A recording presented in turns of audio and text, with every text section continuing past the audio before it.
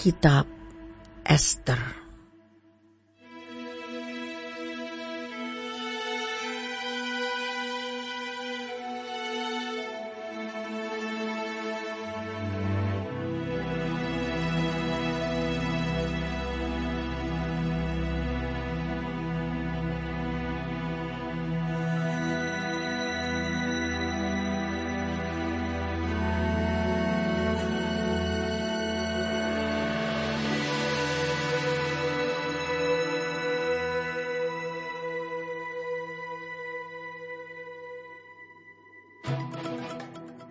Pada zaman Ahasiweros, dialah Ahasiweros yang merajai 127 daerah, mulai dari India sampai ke Ethiopia. Pada zaman itu, ketika Raja Ahasiweros bersemayam di atas tahta kerajaannya di dalam benteng Susan, pada tahun yang ketiga dalam pemerintahannya, diadakanlah oleh Baginda perjamuan bagi semua pembesar dan pegawainya, tentara Persia dan Media, kaum bangsawan dan pembesar daerah hadir di hadapan Baginda. Di samping itu, Baginda memamerkan kekayaan kemuliaan kerajaannya dan keindahan kebesarannya yang bersemarak berhari-hari lamanya, sampai 180 hari.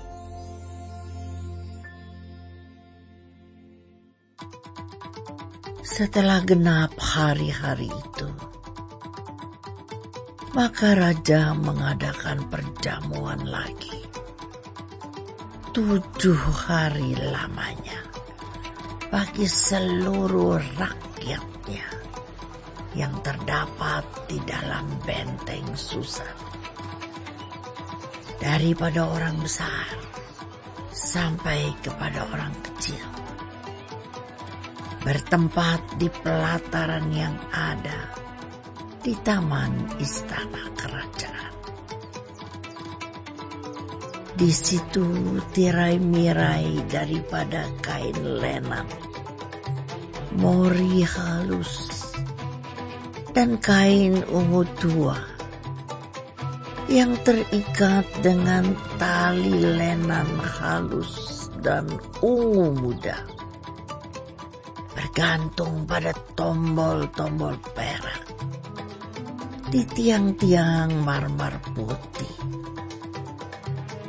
sedang katil emas dan perak ditempatkan di atas lantai pualam marmer putih, gewang, dan pelingkap. Minuman dihidangkan dalam piala emas yang beraneka warna, dan anggurnya ialah anggur minuman raja yang berlimpah-limpah, sebagaimana layak bagi raja. Adapun aturan minum ialah tiada dengan paksa, karena beginilah diisyaratkan raja kepada semua bentara dalam, supaya mereka berbuat menurut keinginan tiap-tiap orang. Juga Wasti, sang ratu, mengadakan perjamuan bagi semua perempuan di dalam istana Raja Ahasiweros. Pada hari yang ketujuh, ketika raja riang gembira hatinya karena minum anggur, bertitahlah baginda kepada Mahuman, Wista, Harbona, Bikta, Abakta, Zetar, dan Karkas, yakni ketujuh sida-sida yang bertugas di hadapan Raja Ahasuerus, supaya mereka membawa Wasti, sang ratu, dengan memakai mahkota kerajaan menghadap raja untuk memperlihatkan kecantikannya kepada sekalian rakyat dan pembesar-pembesar, karena sang ratu sangat elok rupanya. Tetapi Ratu Wasti menolak untuk menghadap menurut titah raja yang disampaikan oleh sida-sida itu. Sehingga sangat geramlah raja dan berapi-apilah murkanya. Maka bertanyalah raja kepada orang-orang arif bijaksana, orang-orang yang mengetahui kebiasaan zaman.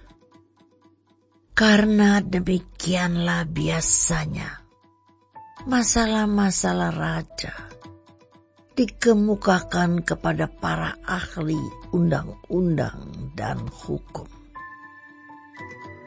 Adapun yang terdekat kepada baginda ialah Karsena, Setar, Atmata, Tarsis, Meres, Marsena, dan Memukan, ketujuh pembesar Persia dan Media yang boleh memandang wajah raja dan yang mempunyai kedudukan yang tinggi di dalam kerajaan.